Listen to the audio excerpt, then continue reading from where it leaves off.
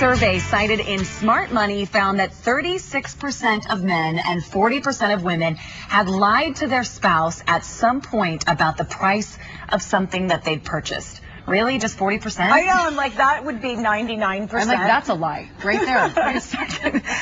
That sounds like the quickest way to a fight, and I think it is one of the most common fights when you're talking about money. We have Sean Mawhinney here. He is a financial attorney, and we also have Kate Della Piana. She is a licensed clinical social worker, and she's from the Family Counseling Center. Welcome, both of you. This is a hot button topic because it's the number one thing most couples fight about? It is. It's in the top 4 things, I would say. Money, sex, how to raise the children, laws and friends, and money's right at the top of the list. When they come to you and say, we are having money issues, what is usually the issue between them?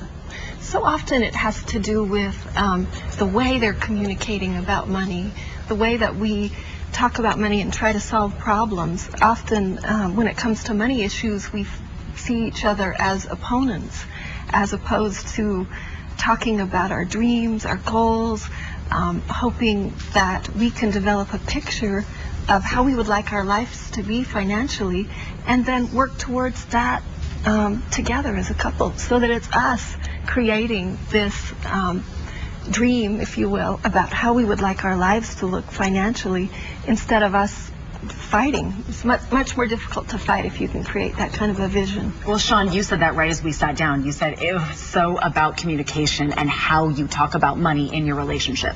Yes, I don't believe anybody I speak to plans to be in financial trouble. And if you can get on the same page as a couple and communicate and really have realistic goals on where your finances are, where your struggles are coming from, I think that makes all the difference. Be in it together and be on the same page. Don't have there can be jealousy, there can be lack of communication, there can be lack of planning, but I think it is all about communication. And if you're struggling, struggle through it as a couple and get help or get information that can help you get back on the right track. Selfishness was on that list too, because sometimes one side is more selfish than the other. When people come to you and say, I want to financially plan, where do you start them?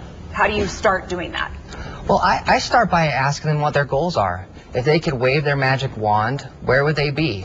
And then we need to get objective and find out really where their finances are, and then what they can accomplish with their finances.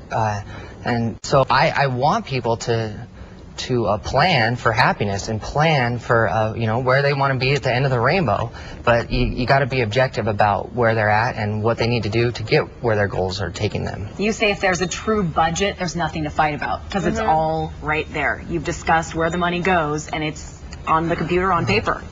Well, easier said than done. Yeah.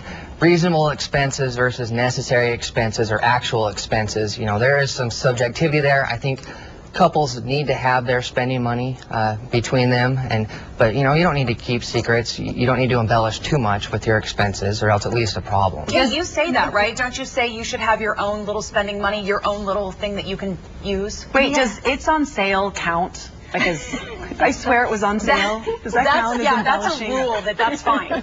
Whatever it is. There are certain rules, right? Yeah. And that what I want is much more important than what you. Yeah. No, but as Sean said, I think it's helpful if it's in the budget, or if you can put it in the budget, to have money that each of you doesn't have to account for, and that's difficult. A new study at Utah State University says couples who disagreed about finance once a week were over 30% more likely to get divorced than couples who reported disagreeing about finances a few times a month. Do you two think this is pretty true?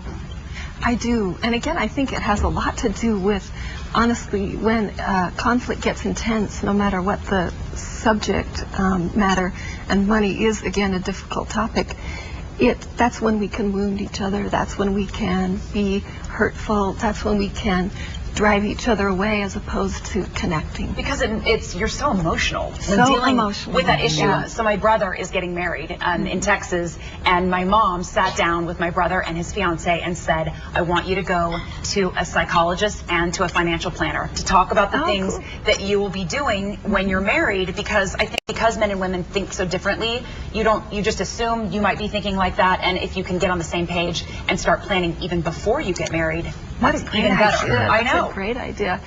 As simple as, do you have a joint bank account? How do you share, your incoming expenses? How do you pay the bills? Who's in charge of that? Are you going over them together?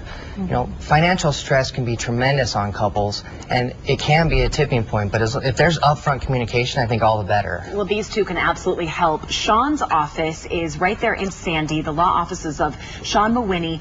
We put all the information on your screen right there, along with the website and the phone number. We can link you to that through our website too, abc4.com, then click on Good Things Utah. And Kate is at the Family Counseling Center, and that's in Murray, and her information on your screen as well. But two great people to talk to if you're going through a tough time, and we'll again link you to our website. Thanks, you guys. Thank you.